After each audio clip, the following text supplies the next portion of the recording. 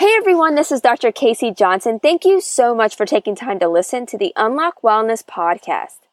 I know you're going to love today's episode with Sonya Looney. Sonya is doing some amazing work, so I'm excited to have her on to share a story with you guys. If you've been loving the Unlock Wellness podcast, be sure to jump onto iTunes, subscribe, and write a review.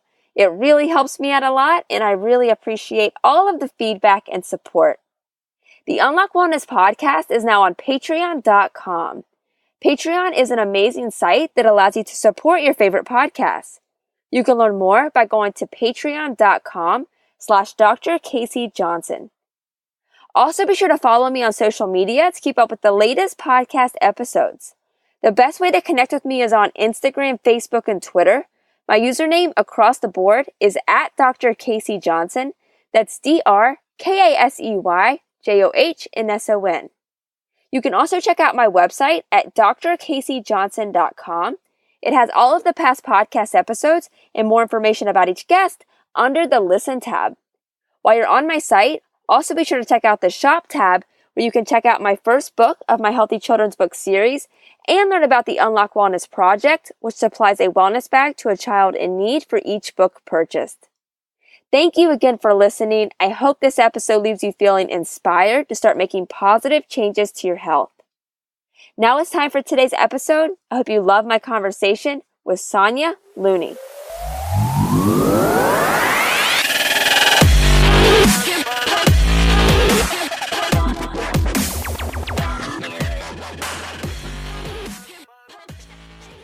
Welcome to the Unlock Wellness podcast. I'm Dr. Casey and excited for today's guest. I'm here with Sonya Looney, and Sonya is a plant-based professional outdoor adventure athlete and also a mountain biker, and she's doing some amazing work. So I'm excited to have her on to share her story with you guys. So Sonya, thank you so much for taking time to come on. I'm excited to have you. Hey, Dr. Casey, it's my pleasure. Yeah, and just, quick shout out to Vegan Danielle. She is amazing. She gave me the connection to Sonya, and was just talking about how awesome you are. So yeah, just quick shout out to Danielle, because what she's doing with her podcast is really amazing as well. Yeah, she's super cool. I also like following her Instagram.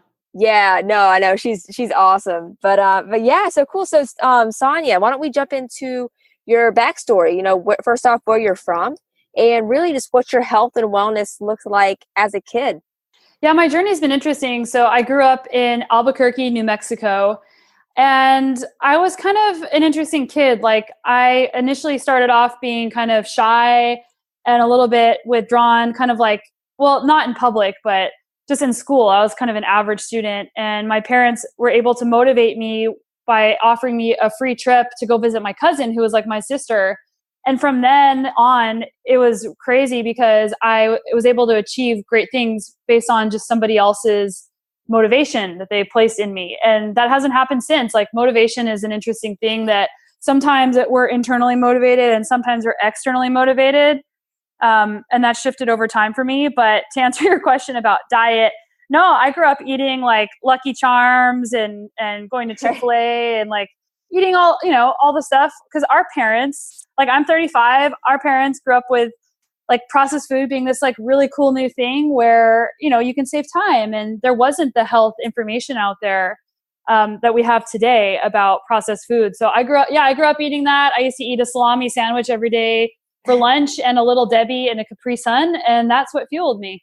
Breakfast of champions. No, I think that's, I think that's pretty common with most people's stories. It's like you said, it was a new thing. It was convenient. It was fast. And, I think if it was flipped around and that was being introduced to us right now, we probably would do the same thing because we just wouldn't know. Yeah. And I mean, a lot of people feed their kids processed foods. I was visiting a family member, and it was the same stuff that we used to eat, because if you haven't done the research or you just don't pay attention to health and wellness, you just don't know that stuff's bad for you, and that's what you ate and you're fine. So that's what you feed your kids. So it's really about education. Exactly. So, I mean, obviously you grew up eating the way most people eat. So did you have any type of health issues as you started to get into like middle school, high school? Usually that's when things kind of start to pop up, right? For me, surprisingly not. I was always a really skinny kid, which is kind of funny now because I don't consider myself somebody who, it's easy for me to put on weight if I want to put on weight. But yeah, growing up, kids made fun of me. They used to ask me if I was anorexic. They used to point at my legs and say I had flamingo legs. So let's just say I proved them wrong with my cycling quads. So no, I actually had no issues with health growing up, which is good and surprising in some ways. Yeah, no, that's awesome. Did that like affect you in a negative way, being always the skinny kid, or was that kind of to you just like an okay thing? Because obviously it could go either way, right? Because you're the skinny kid, which is obviously what most people want to be. But if it's just a constant, you're just being told that constantly, did that bother you at all? Yeah, oh, totally. It did. It sucked being the person that everybody made fun of. And I hit puberty later than most girls. So I remember being in PE, being in the gym locker room, and all the girls had bras and I didn't. Like I was still like a little girl when these other girls were women. So that was really hard. And I was an insecure kid. Like I wasn't confident growing up. Like people made fun of me. And after people stopped making fun of me for being skinny because I hit puberty and filled out, there's other things they were able to, point and make fun of. And kids are ruthless. They pick up on these little things, these kids that have insecurities. So I think the best thing you can do besides feeding your kid a healthy diet is teaching them how to be confident. And that can be a really hard thing to do. For sure. Yeah. I mean, and especially now, right? I mean, we had to deal with that without social media, right? Like I can't imagine what high school would be like with social media. Like that just, I'm glad I didn't have it during high school. Oh my God. Me too. That would be like my worst nightmare. It's crazy. No, but you're so right though. I mean, just creating that healthy mindset at a young age. I mean, like I have a 2-year-old and I feed her with so much confidence just because I know how much it's going to help her as she grows. It's just like that stuff starts early. It's crazy. Yeah. And I mean, I don't have kids yet, but I also think that giving your kids confidence comes from allowing them to achieve things on their own, like allowing them to take on challenges. Because as an adult, for me, that's been where confidence came from, is saying, I'm going to try this thing and I'm going to just go do it because I want to do it. And then being able to do that over and over makes you feel good about yourself, and it makes you feel able, like you can take on anything. And it also gives you self-worth in a way that comes internally based, not from other people saying, oh, you're good. But if you can feel good about what you're doing, then you feel confident in your own abilities. Definitely. And you were talking about earlier, just how shy and withdrawn you were. Was kind of that middle school age the peak of that, or just because you were just constantly being ridiculed, or where do you think that was the worst? I would definitely say in middle school and maybe even in high school, because it's funny because I didn't actually think I was shy, but it was after the fact, like later on after I was done from college, talking to kids I grew up with, and they were like, oh yeah, you were really shy. And I didn't ever think I was, because at home I wasn't. And among people I was comfortable around, I was like really loud and whatever. But at school, apparently kids perceived me as being shy. Yeah. And you were talking about, a challenge that you said your mom had given you to kind of get over that. Like how did that work? Well, this one was just for my parents were trying to teach me how to expect the best out of yourself. So when I was in elementary school, you're getting graded on you get like a minus, a check, or a plus. So there was no I don't know how they do it now, but that's how they did it. And I was a solid check student. And my parents knew that I had more in me than just checks. So they were trying to find a way to motivate me. So when I went to middle school, they said, well, if you get straight A's all year, we'll buy you a plane ticket and you can go visit your cousin. And I had never even been on an airplane before. So I was excited to go on an airplane and I wanted to go see my cousin. So that somehow motivated me to do my best so that I could make those grades so that I could get this outcome I wanted. And I worked hard and I got those grades, and I was a straight A student all through school. So that helped. But again, that's not where my confidence came from. My confidence came from endurance sports, which I found at the end of high school. Were you doing any other kind of sports through high school, or was it was after the fact that you really got into considered yourself like an athlete? Yeah, it was funny because I played soccer growing up, and then I played tennis really competitively, even all through high school. So I was a varsity level, one of the top players in my school, but I still didn't really consider myself an athlete. I consider myself more of an academic because I was really focused at school, and I was also a band nerd. But it was hard because I didn't really fit in anywhere. I was in the band and I had people picking on me in band and whatever. Then I had the nerd crew, which is who I would say I identified most with and who I hung out with the most. And then I was with the athletes. but tennis wasn't really considered to be this like cool kids athlete or cool kids sport in high school. So I would say I didn't really start identifying with being an athlete until my senior year of high school, when I started going to the gym and I started running. And I ran a marathon the year after high school. And that's when I was like, I'm an athlete now. That's awesome. I mean, what made you even want to start working out like you did? Like, what changed that you were like, okay, I'm going to go start working out? Honestly, I was inspired by this girl in my math class. Her name was Tammy, and she was one of the cool kids, and like she was on the varsity soccer team, and I just really look up to her. And she and her friends, like they actually would talk to me, which was kind of cool. So I felt cool. And they were just talking about how they would go to the gym and how they would go running and how running a marathon would be cool. So I thought to myself, well, maybe I'll try that.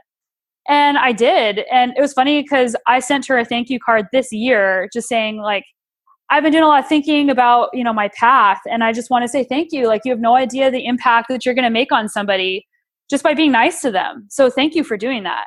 It's awesome. Has she gotten back to you yet? Yeah, she did. Yeah, she was surprised. No, that's amazing. And that's awesome that you reached out to her just to know, because like, you really don't know how many people you're impacting just by being kind. Like, it's such an easy thing to do. And especially younger people, like if you're in high school listening to this, be as nice as you can to everybody always. It's just like, you really don't know how impactful it can really be on somebody's future. And then, I mean, also current situation. It's just, 100%. You were talking about, I mean, you did that marathon the year after high school. So, I mean, how was that? How was the training? Obviously, it's something you're not used to. Well, I had no idea what I was doing. So like knowing everything I know about endurance sports now, I think it's comical, but I just like bought a book and I just like started reading about marathon training, and I just started running like Forrest Gump. And so, I mean, I did fine. Like my time was pretty good. But again, I kept injuring myself because I didn't know about anything. I was just running. I just felt like running. So the injuries from running actually brought me to cycling, because I kept getting in high school I got a stress fracture because I was running, going to the gym, and playing tennis my senior year, which was a bit too much for this body to handle. And then I kept just getting knee pain or like all these issues as a runner because I didn't know about muscle imbalances. I didn't know about cross training. I just would go run for really long periods of time because it's a thing that gave me control, and it was a thing that soothed me the most in my life. But I found spin class at the gym as like cross training, and that's what introduced me to cycling. That's awesome. For like that first marathon, just because it was so new, do you feel like it was more of a physical breakthrough because you felt like an athlete, you found cycling, or do you feel like it was more of a mindset breakthrough because of how you had to develop as a person to complete it? Or would you say it's pretty equal? Yeah, that's a great question. I would say that it wasn't the marathon itself. It was the preparation for the marathon that gave me all of those tools, because the preparation, I took 6 months to prepare, and I truly believe that anybody can run a marathon, but the preparation is whenever you have to show up every day, you have to be consistent. You learn things about yourself, even whenever you don't want to go out, you're still going out, and you have to expect and be the best person that you can be for yourself. And that's what training for my first marathon taught me. Now, at the time, I didn't have that type of awareness to realize that. I just noticed that I felt better and I felt more confident in my life. But in hindsight, and based on, all the different endurance challenges I've done now, I would say that that's definitely, it's in the preparation. Right. Well, what was the hardest part probably for you, that first one? Probably just not knowing what to expect. Like, to be honest, like I wasn't nervous. Like when I showed up at the start line, I was just like, I'm here. Like no expectations. Like it actually gets harder once you've done a few things in a sport, because now suddenly there's expectations that you have of yourself, and that's whenever it gets harder. So I guess just the hardest part was just not knowing if I was doing the right things.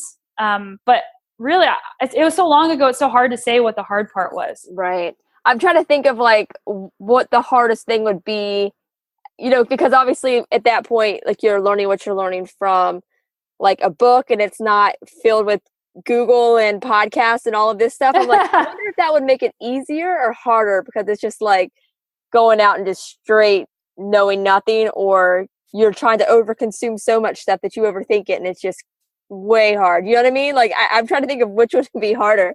I almost think now it would be harder because of the overthinking part.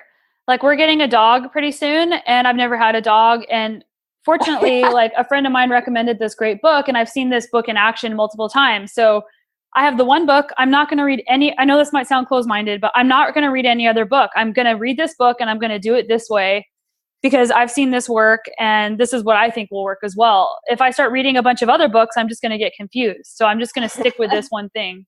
Yeah, that's funny. What kind of dog are you going to get? It's a border terrier. So these dogs are hypoallergenic. Like I'm allergic to a lot of like most animals. So I'm pretty excited and they're super athletic.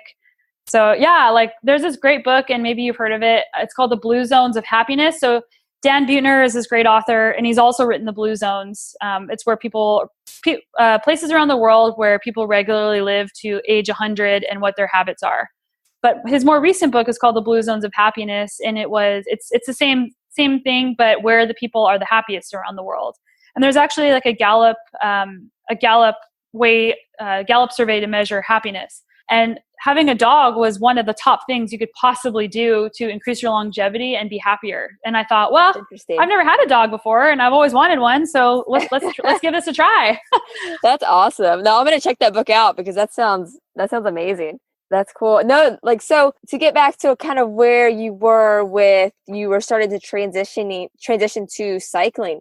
So you were doing that just to kind of balance out the running to avoid injuries and that kind of thing. So, so I mean, kind of where did it go from there? Yeah, it was interesting. So I was going to spin class and I found an instructor I really liked. And ironically, it wasn't a woman, it was a man, but I just really liked his class because again, I felt motivated and like the music was good and I just felt good about myself. So I think like for people, if cycling isn't your thing, like find that thing where you feel good about yourself when you're doing it and just do more of it. So I was doing that in cycling at the spin class. And then I was working as an engineer, as a student intern at that point. And these guys from my work invited me to go mountain biking. And I'd never been mountain biking before. I just knew we had like a dusty old, like kind of like Walmart style mountain bike in our shed because I was still living with my parents. And so I said, yeah, like, let's do this. So I went, and I think like being open and being curious are characteristics that enabled me to do this without worrying like, well, what if I fall down, or what is mountain biking, or like, I don't know how to do this. Like, I just wanted to try it. And 2 weeks later, I did my first race. So crazy. I was all in. That's funny. So did you have somebody doing that race too? Like, cause I mean, that's pretty quick to sign up for a race. Yeah. I mean, the guys that I went mountain biking with, they kind of said to me like, you should do this race. And I already had fitness from running. So I was like, okay, like whatever. I ran a marathon. Like, how hard can a mountain bike race be? So the guy was like, well, you're just scared. Like, that's why you're not going to do it. Cause initially I was like, I don't want to do it. I don't know. I don't even know like what a mountain bike race really is. So he told me I was scared. And then to prove him wrong, you know, all these men telling you can't do things, I had to prove him wrong. So I went to this race, and it was a local race. So, you know, there wasn't a big investment of time or money or any of that. I just like drove up there that morning and did the race. That's funny. So how was it? Oh, it was pretty funny. So it was the New Mexico State Championship. And I'd like to, you know, tell everybody that, oh, my first race, I was awesome, blah, blah, blah. Not the case. I did see though, that there is no women signed up in the intermediate category. So, you know, being my 20-year-old self, I was like, yes, I'll just sign up for the intermediate category and then I'll be the state champion. But there's no other competitors. Like, I'm just going to do this. So I signed up, and I don't know how they let me sign up because typically there's a progression. And it took me forever. Like, I was out there forever. And by the time I finished, like every single person had already gone home. And it was just like the race promoter was the only person left. And, my bike didn't really work. It was a bike, it was a crappy bike. But all I remember it was being awesome. Like, I just remember it being so fun. I don't remember being frustrated. I don't remember, maybe hindsight, I've forgotten all the hard things about it, but I just remember I loved it and I went all in. Like, I went and bought a real bike after that. And fortunately at my second race, I met a pro mountain biker boyfriend. So that really helped a lot. And I just basically like started racing all the time after that. That's awesome. So did you win the women's division for the intermediate, or because everybody left, did you get, I won because there's no other women signed up in that category. Gotcha. So the next race I signed up in the beginner category where I belonged, and I was like third or something. That's awesome. Did you wreck it all the first time? Probably. I don't remember at all. Maybe that's why I wrecked so many times. I just can't even remember. But Right. Just, I have a concussion. That's really what happened. Yeah. That's funny. So you started doing it like all the time, right? So, I mean, eventually you're obviously getting pretty good, right? Yeah. I mean, I started training like 15 hours a week. And the funny thing really happened was everybody thinks, oh, like you're an endurance athlete, like you're exercising, you go for like a 4-hour bike ride, you can eat whatever you want. And my boyfriend at the time was like this really skinny guy and he could eat whatever he wanted and not gain weight. So I thought it was the cycling that enabled that. So like I started eating like, I ate junk food. I was eating like cookie dough and like ice cream and just all this crap. And I gained like 10 pounds my first year as a cyclist training, like riding my bike 15 hours a week. Because you can't out exercise a bad diet. Exactly. So did you start to like look for resources to counteract that, or did you have somebody kind of advising you? Because I mean, you are plant-based, so kind of how did you find that way of eating and living? Yeah, it took a long time. I mean, I always I was a skinny kid growing up, and I was never like an overweight person as an adult. But endurance athletes, we like to be like lean because strength to weight ratio. And cyclists, it's kind of a joke, like a bad joke. Like we're obsessed with being skinny. Like people are jealous of one another if someone gets sick because you actually can lose weight. It's like super unhealthy relationship with weight and food. So I was just always frustrated because my weight yo-yoed, and I was never I was never big, but I just was never as lean as I wanted to be. And I was always like, God, like why can't I look like I want to be a pro. Like, why don't I look like a pro? And I tried lots of things. I tried dieting. Like I remember at one point I bought this book. It was like Paleo Diet for Athletes because people told me that, oh, well, you'll lose weight if you eat paleo. But I read the book and I was like, this is stupid. I'm not going to eat this way. Right. So I just didn't eat that way. There was a point where I cut out gluten and dairy for like a 6-month period. And I noticed that I felt a lot better when I didn't eat dairy specifically. So I ate a reduced dairy diet. I've never been a big meat eater. So, I mean, I would eat fish and I would eat chicken, which are still classified as meat, but never a big hamburger, pork, lamb, like none of that stuff. And I was super broke. So meat's expensive. So I actually and even chicken and fish were expensive. So like, I just didn't really eat much of that stuff, but I was eating cheese. Like, I guess I said no dairy. I stopped drinking milk, but there was like Parmesan cheese and I would have milk in my cappuccino every once in a while. But my daily diet before I changed my diet would be like turkey, like cold cut turkey, which we know, especially according to the World Health Organization, that's like a carcinogen, like eating like lunch meat. So I used to eat like a turkey sandwich, and then for dinner I'd have like tofu or fish. So yeah, that's kind of what I was eating, but I still just wasn't where I wanted to be with my weight and even with my performance. And it wasn't until it was 6 years ago where I met a guy at a bike race who's now my husband, but he was eating a vegan diet. And he told me that like we were at a multi-day race. So it's a 6-day race. So every day you're with the same people every day, eating together, doing everything. So I saw he kept eating these like giant piles of like beans and grains and vegetables. And I was like, what is he doing? And I found out he ate a vegan diet. And I thought, well, I don't want to be a vegan because I lived in Boulder at the time. And my first association with the word vegan was a really negative one. So I thought, well, I don't want to be like those people. Like, I'm not even interested in this. So he told me about forks over knives, and it took me about a year to really consider even the idea of it. But once I connected that our food is connected to our health, and we don't have to get cancer, or we don't have to get heart disease, or we don't have to get high blood pressure, I was like, wow, if this is true, like this is really important. So I decided to just give it a try. And I was really worried about it because I was at that point, I'm a professional athlete and I'm an endurance athlete. So like, what if I don't get enough protein? What if I don't recover from my workouts? Like, this is my livelihood. This is a big risk. Right. But then I also thought, well, yeah, it's also a big risk to like get cancer and die. So yeah, I eased my way in. Like it wasn't an all or none situation. It was like months of easing into this diet, and amazing things happen. Like I lost weight, which I wasn't even trying to do, because you cut out the processed foods. I cut out high oil foods as well. I stopped eating cheese. I stopped eating all these things that were contributing to weight gain, and I was eating healthy food. And so I felt like really good. And then I started like winning races. So it was crazy to see my body just respond so beautifully to eating a plant-based diet. That's amazing. No, I love that. I love hearing stories like that because it's just like you said, it's like you were losing weight, but you weren't really trying. And it wasn't like you were losing too much weight. I've never seen such a sustainable way to get to the weight that you want to be, whether I mean, it could be gain weight too, but it's cool because it's like once you get to that weight that your body really responds the best at, like you'll stay probably more stable with that weight than you ever have ever. And that, like, that's what I've seen for myself too. It's like, it's just so amazing.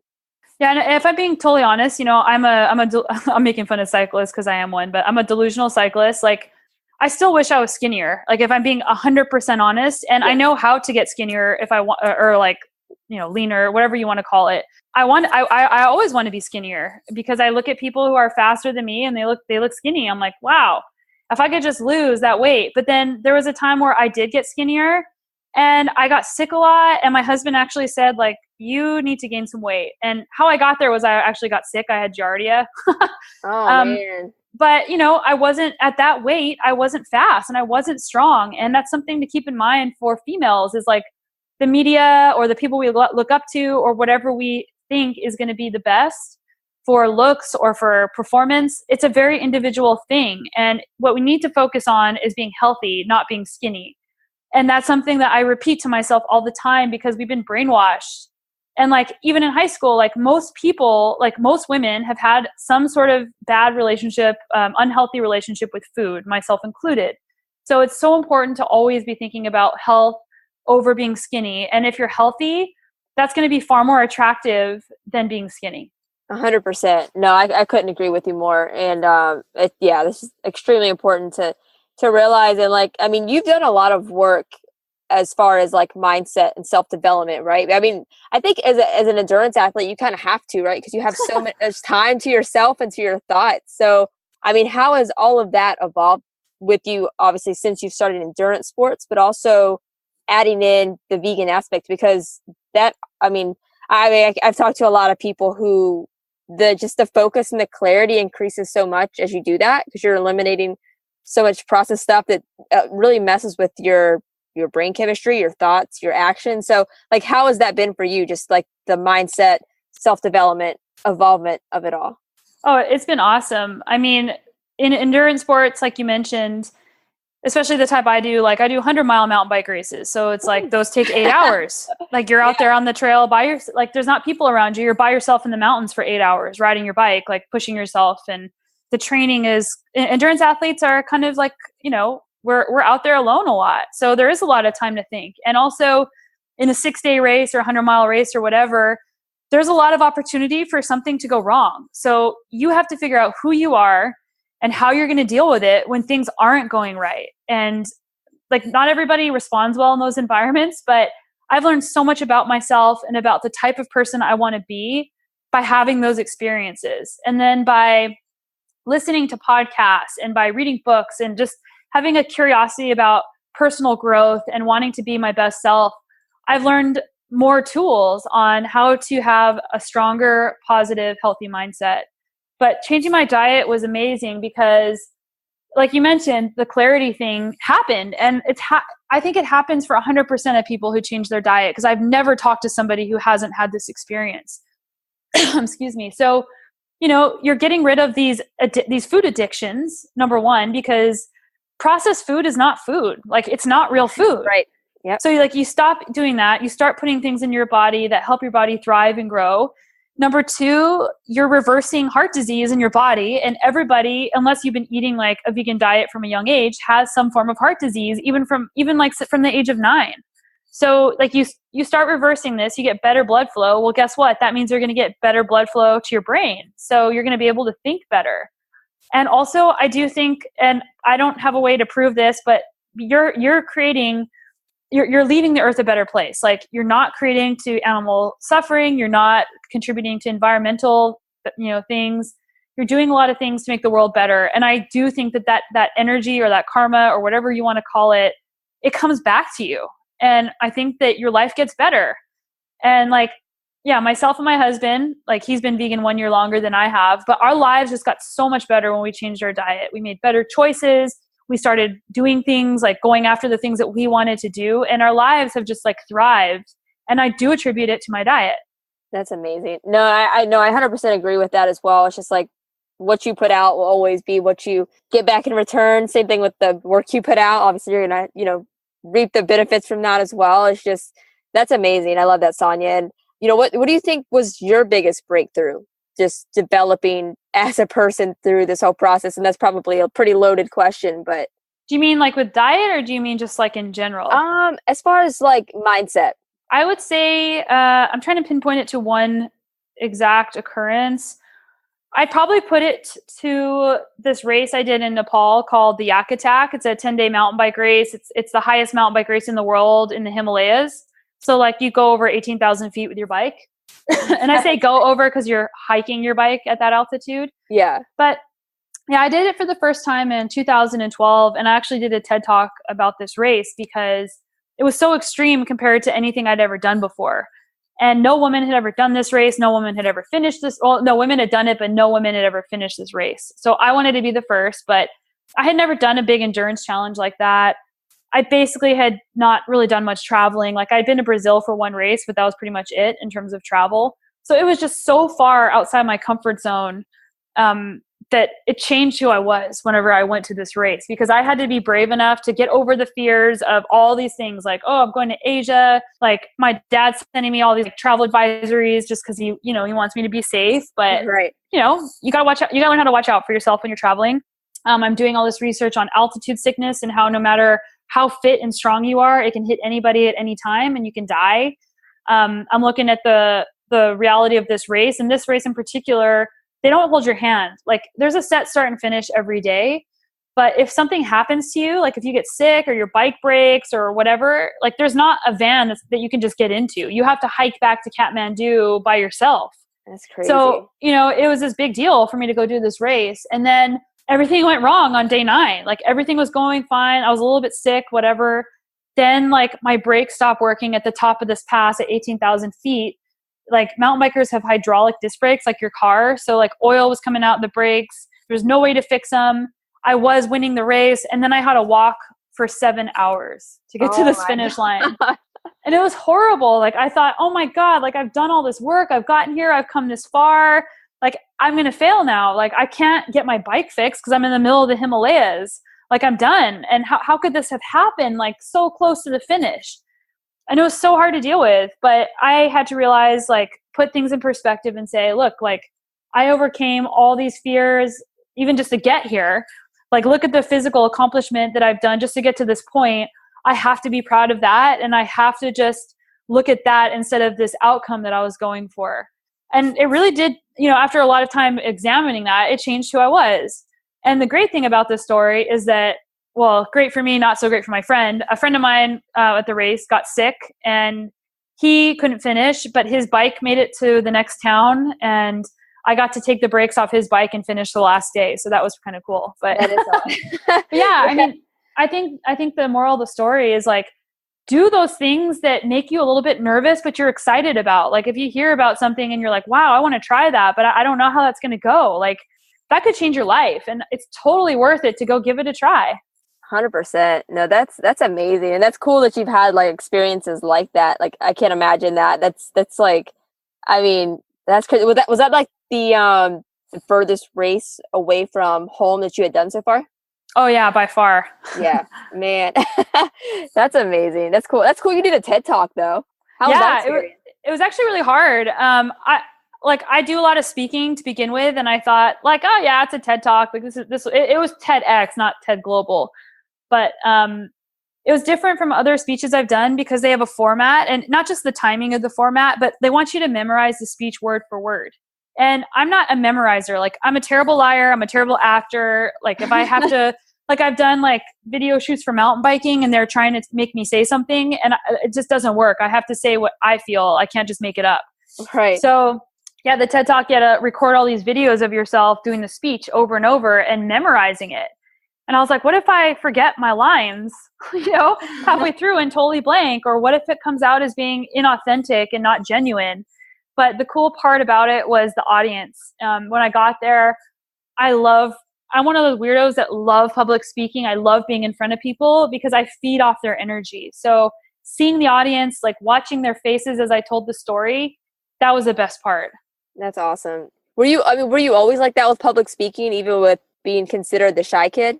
I would probably say no. I didn't really do a ton of public speaking. Like, I don't think I did any public speaking in high school that I can remember, except for like presenting projects in classes.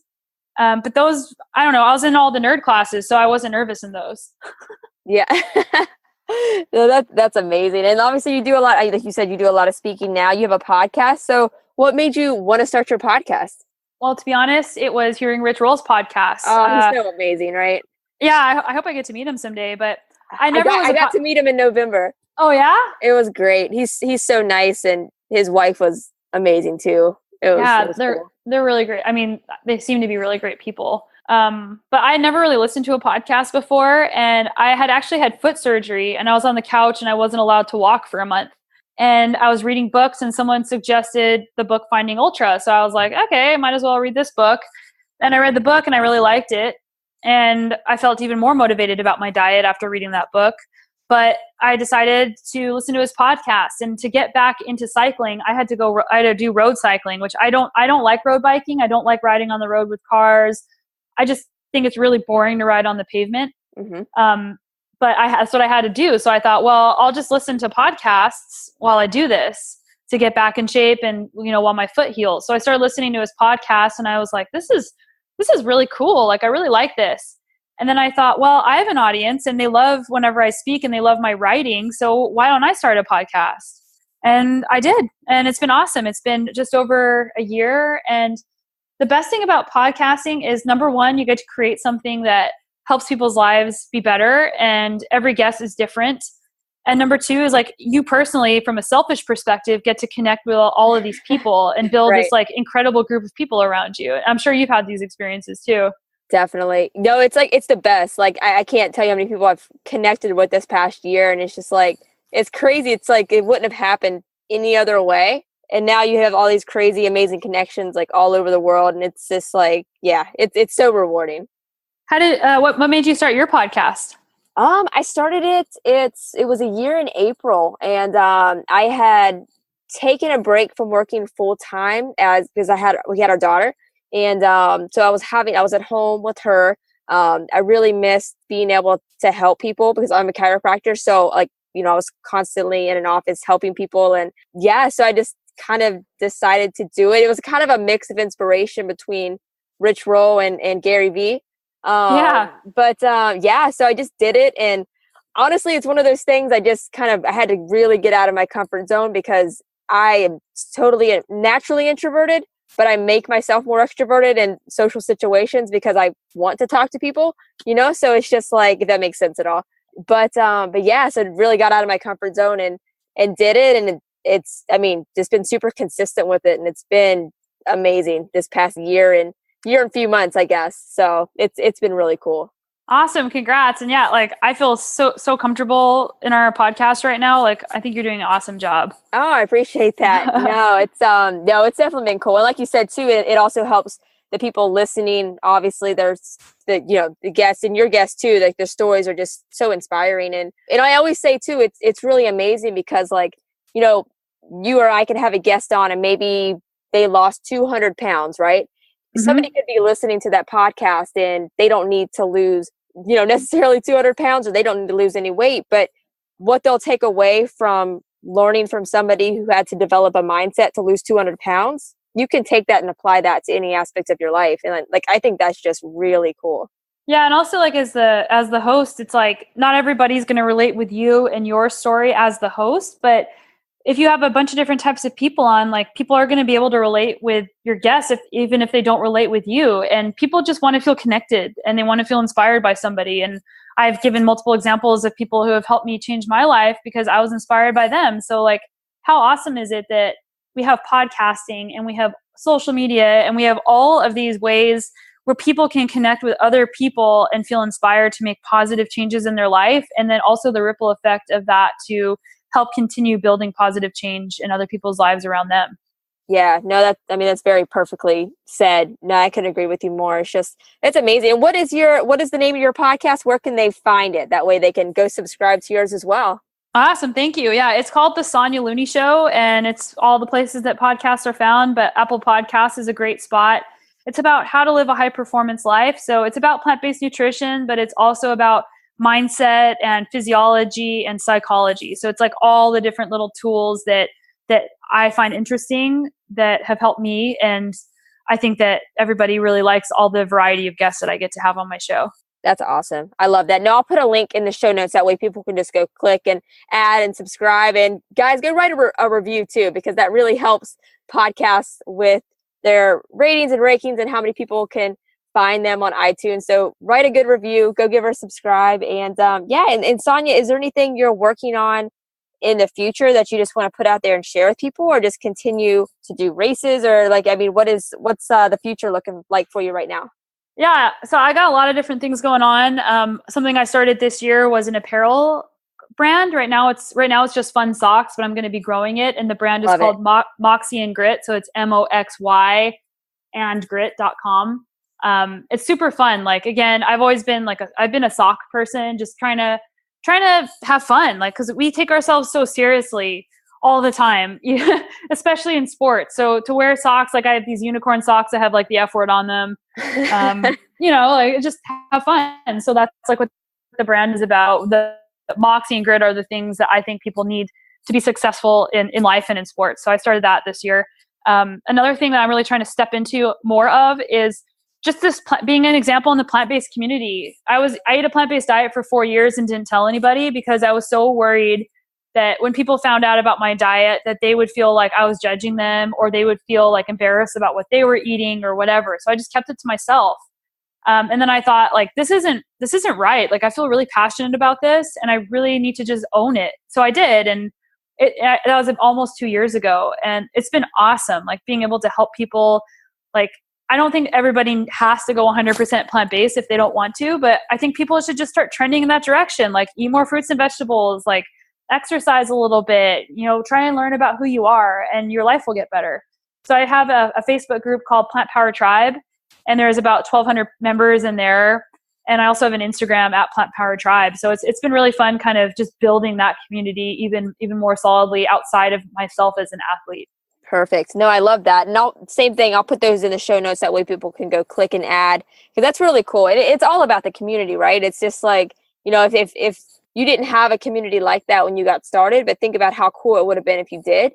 And, it's hard when you don't have maybe friends and family that are doing it with you. But if you have people that you can kind of connect with through social media and other platforms, it's just, it can really help you stay on the right track.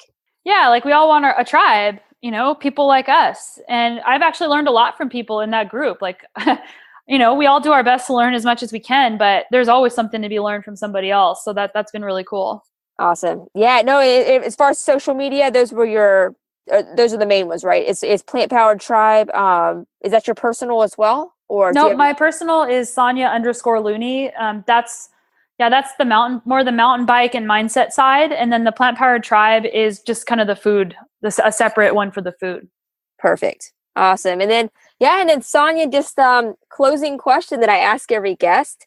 But if you just had one piece of advice for the audience, maybe it's been your biggest takeaway through your wellness journey so far, but if you just had one piece of advice to give, what would it be? It would be as empathetic as you can. Try and put yourself in other people's shoes, because it makes you a better person and it makes the world better. Like, it helps you be kind, and it's just so important to be empathetic and to be thoughtful of other people. I love it. That's perfect, Sonya. And just thank you so much for taking time to come on. I loved having you, and the work you're doing is really incredible. So just continue to do what you're doing, because it's going to help so many people. So just thank you so much. Awesome. Thank you so much for having me. And thank you so much to the guests for listening to the show today. Thank you guys so much for listening to today's episode. I hope you loved my conversation with Sonya. She's doing so much positive work. So be sure to give her a follow on social media to keep up with everything that she's been working on. You can find her social media links and podcast link that we talked about in the episode in the show notes, but you can also find them on my website as well at drkaseyjohnson.com.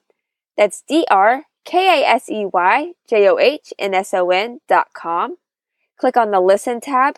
Then from there, you'll be able to see all of the past guests that have come on the Unlock Wellness podcast, read a little bit about each guest, and be able to click on their social media links, websites, all of that. So all of Sonya's information can be found on my site as well.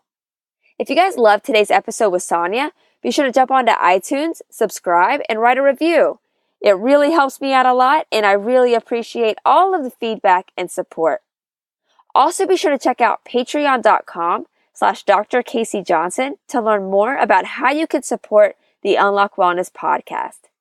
Thank you guys so much again for tuning in to today's episode. I hope you loved it. I hope it inspires you. And most importantly, I hope you take action.